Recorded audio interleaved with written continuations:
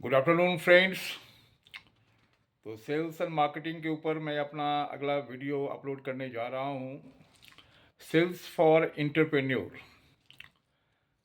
देखिए, किसी भी इंटरप्रेन्योर के लिए सेल्स ही एक ऐसा माध्यम है जिससे वो रेवेन्यू जनरेट कर सकते हैं।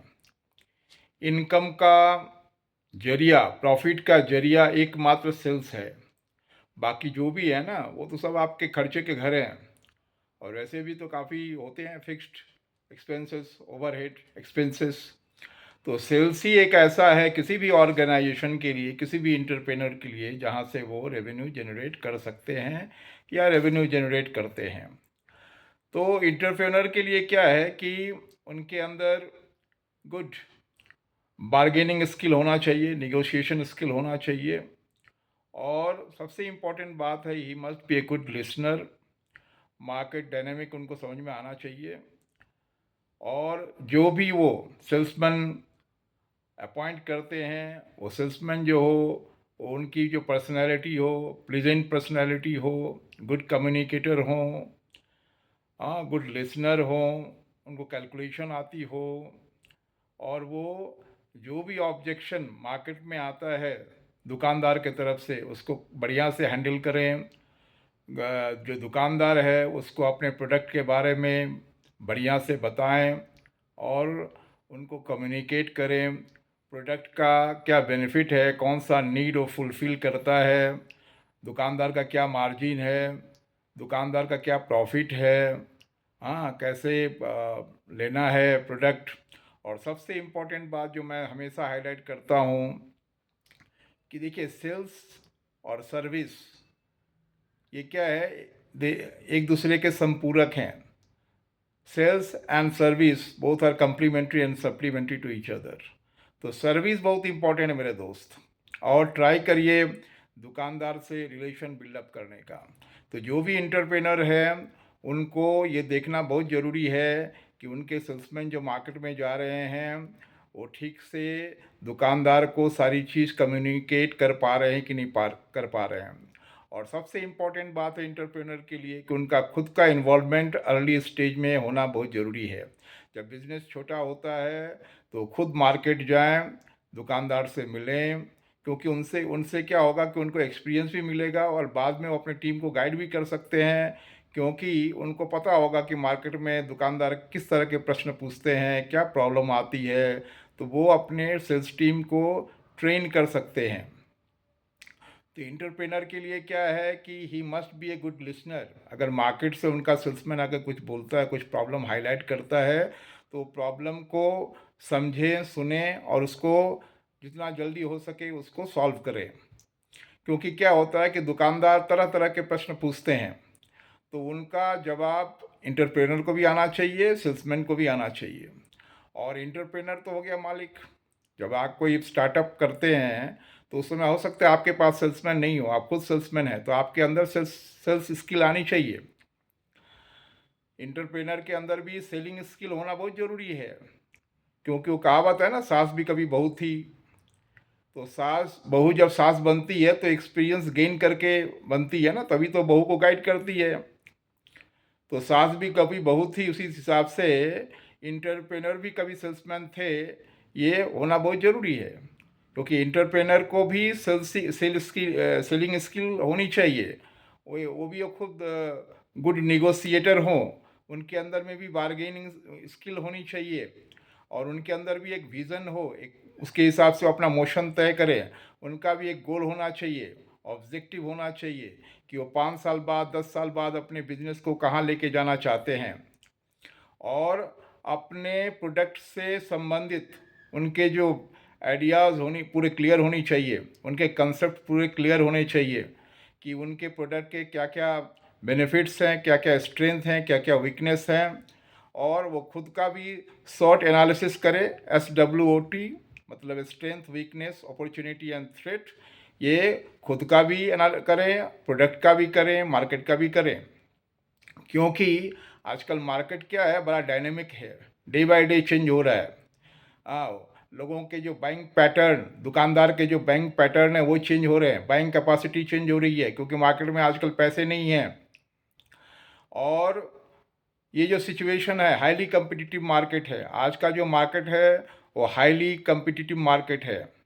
कंपटीशन में टिके रहना इतना आसान नहीं है। तो आपको हर डायनेमिक पता होना चाहिए, मार्केट के क्या क्या प्रॉब्लम है, किस तरह के प्रॉब्लम आ रहे हैं और किस तरह के प्रॉब्लम आने वाले हैं, उसके लिए आपको तैयार रहना चाहिए। तो कब होगा? जब आपके विज़न क्लियर होंगे, जब वो खुद आप मार्केट में जाएंगे, आप खुद मार्केट में इन्वॉल्व होंगे। क्योंकि आपको प्रॉब्लम को जज करना बहुत ज़रूरी है। वो कब जब जज कर पाएंगे आप? जब खुद आप इन्वॉल्व होंगे। तो इंटरप्रेनर जो स्टार्टअप हैं उनके लिए उस समय हो सकता है कि उनके बिजनेस छोटा है, वो हो सकता है सेल्समैन को एम्प्लॉय नहीं कर पाए, क्योंकि उनका हो सकता है तनख्वाह देने का पैसा नहीं होगा, कॉस्ट कटिंग की बात होगी। तो वो शुरू में तो क्या है कि हर बिजनेसमैन को खुद ही सारा काम करना पड़ता है। फिर जैसे जैसे बिजनेस ग्रो होता है वो काम को डेलीगेट करते हैं। हाँ, जैसे जैसे आपका बिजनेस बड़ा होगा फिर डेलीगेशन ऑफ अथॉरिटी आएगी, है ना। अकेला तो आप सारा काम फिर कर नहीं पाएंगे। तो इंटरप्रेनर के लिए सेल्स जो है बहुत इम्पॉर्टेंट है। मैं पहले भी हाईलाइट कर चुका हूँ कि SALE सेल, पहले तो क्या है कि he must be sincere. Entrepreneur जो है वो सिंसियर हो अपने काम के प्रति, अपने ऑर्गेनाइजेशन के प्रति, अपने बिजनेस के प्रति, अपने प्रोडक्ट के प्रति। फिर उसके अंदर he must be a good analytical, हाँ, उसके अंदर एनालिसिस करने की जो ताकत है वो होनी चाहिए। हाँ, वो मार्केट डायनेमिक समझे, एनालिसिस करने में दक्ष हो। फिर है he must be loyal towards himself, towards his business, towards his employee, towards his customer. क्योंकि लॉयल्टी बहुत इम्पॉर्टेंट है। गुडविल एक दिन में नहीं बनता मेरे दोस्त, जनरेशन लग जाते हैं। ये जो एवरेस्ट मसाला कंपनी है या एमडीएच मसाला कंपनी है, महाशया जी इस दुनिया में नहीं है। उन्होंने अपने ज़िंदगी खपा दी है, जवानी खपा दी, है ना। ये जो एवरेस्ट मसाला कंपनी है 80 साल हो गए इस कंपनी को, 50 साल तो मार्केटिंग का हो गया। ये अभी तीसरा जनरेशन लगा हुआ है एवरेस्ट मसाला में। तो कहावत है ना, Rome was not built in a day. ये सतत परिश्रम और डेडिकेशन का ही फल है कि आज एवरेस्ट मसाला इंडिया में नंबर 1 है, वर्ल्ड में नंबर 1 है, 75 कंट्रीज़ में एक्सपोर्ट कर रहा है। और इनके भी टांग खींचने वाले बहुत हैं। उनको भी बदनाम, अभी कुछ र्यूमर उठा था हांगकांग में। तो ये बात समझिए कि खाली उनका फीस मसाला में प्रॉब्लम आ गया, बाकी तो मसाला सब पास हो गया। इसका मतलब क्या है कि इनके जो क्वालिटी है एकदम सेरा क्वालिटी है। क्योंकि इंडिया में तो क्या हो सकता है, आप पैसा दे के पास करवा लें, लेकिन फ़ॉरेन में तो ऐसा कर नहीं सकते हैं। तो फ़ॉरेन में खाली फिश मसाला को छोड़ के सारा पास हो गया, मतलब सारा मसाला इनका जो क्वालिटी है वो best quality in the world है। क्योंकि फॉरेन कंट्रीज़ में, दुश्मन के देश में आप पास हो जाते हो, आप कामयाब हो जाते हो, फिर क्या कहना। और हो सकता है टेस्ट सबका अलग अलग है। हमारे इंडिया में भी बंगाली का टेस्ट अलग है, बिहारी का टेस्ट अलग है, गुजराती का टेस्ट अलग है, मारवाड़ी का टेस्ट अलग है, साउथ इंडियन का टेस्ट अलग है, नॉर्थ इंडियन का टेस्ट अलग है। तो सबका टेस्ट अलग अलग है। अमेरिका में कुछ प्रॉब्लम नहीं हुआ फिश मसाला में, हांगकांग में आ गया। तो हो सकता है, इसमें बहुत सारी चीज़ें हैं, तो उस पर ध्यान नहीं देना है। लेकिन यही है कि जो इंटरप्रेनर है उनको अपने प्रोडक्ट के बारे में पूरा नॉलेज होना चाहिए। वो प्राइसिंग स्ट्रक्चर कैसे बनाएंगे, कैसे कैलकुलेट करेंगे, हाँ, वो सारा कॉस्ट को ध्यान में रखते हुए, या कॉस्ट कटिंग कैसे करेंगे, रेट कैसे डिसाइड करेंगे, वो तो इम्पोर्टेंट है। क्योंकि किसी भी इंटरप्रेनर के लिए ये जो मार्केटिंग का 5P है, जैसे P फॉर पाठक, उसी तरह P for pillars. There are main 5 pillars of marketing. P for product, P for price, P for place, P for people, and P for promotion. So these are the 5 fingers of a hand which makes the punch. तो ये 5 pillar हैं marketing के जो important हैं। आपको याद नहीं रहेगा, इसके लिए मैंने बोला P for Pathak and P for pillars of marketing sales. P for product, हर सेल्स में हर में एक प्रोडक्ट होता है। और प्रोडक्ट क्या होना चाहिए? आई कैचिंग होना चाहिए, गेटअप अच्छा हो, उसका क्वालिटी अच्छा हो।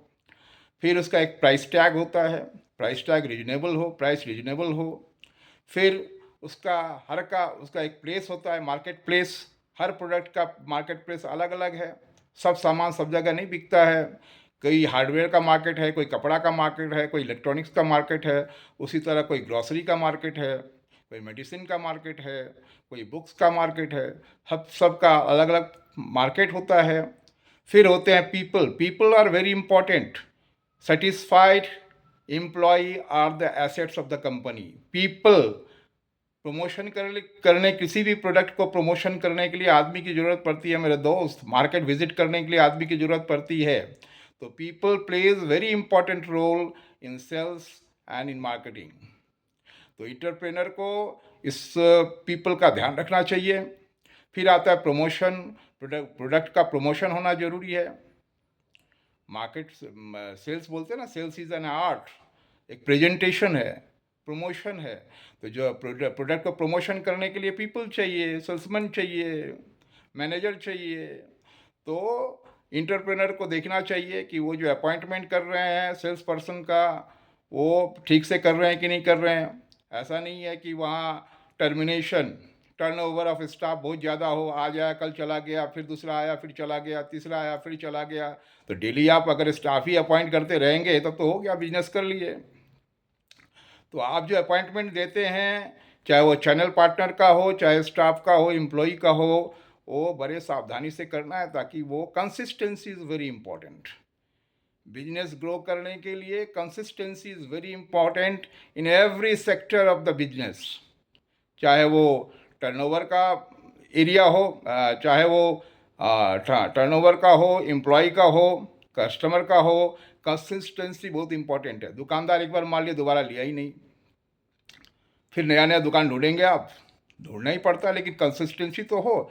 एक बार आपने कोई दुकानदार बना लिया तो आपका माल एकदम बेचे, उसको आपके प्रति ट्रस्ट होना चाहिए, आपके प्रोडक्ट के प्रति ट्रस्ट होना चाहिए, आपके ब्रांड के प्रति ट्रस्ट होना चाहिए। क्योंकि हर दिन तो आप उसी दुकानदार को समझाने नहीं जाएंगे। एक बार रिलेशन बिल्डअप कर लिए तो हमेशा काम आएगा वो।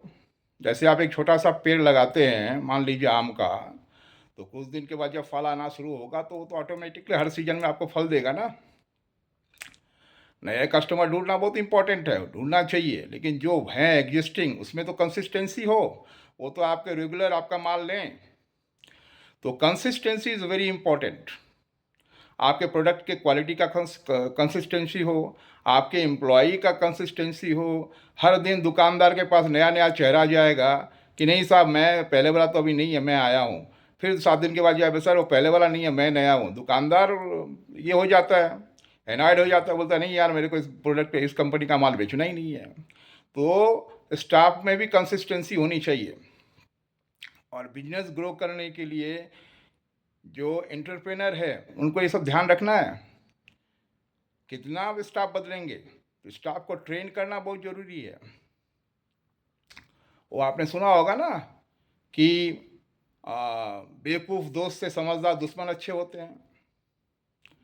तो आपको स्टाफ जो हो वो समझदार हो, आप जो उसको समझाएं वो समझें, और वो जो आपको कंप्लेन दे आप भी उसको समझिए। You must be a good communicator, listener. तो जो मैं बोला कि सेल्स ही एक ऐसा है किसी भी ऑर्गेनाइजेशन के लिए या किसी भी इंटरप्रेनर के लिए जहाँ से रेवेन्यू जनरेट होती है मेरे दोस्त। तो हर इंटरप्रेनर को, हर ऑर्गेनाइजेशन को सेल्स वालों का ध्यान रखना है ना। तो चलिए अभी तक इतना, बाकी अगले एपिसोड में मिलते हैं ब्रेक के बाद। थैंक यू, धन्यवाद। Kindly subscribe my YouTube channel. मैं उस पर अपना शेयर करता रहता हूँ व्यू, उससे आपको फ़ायदा मिलेगा, समाज को फ़ायदा मिलेगा। आप सेल्स और मार्केटिंग के बारे में अधिक से अधिक जान पाएंगे। थैंक यू, धन्यवाद।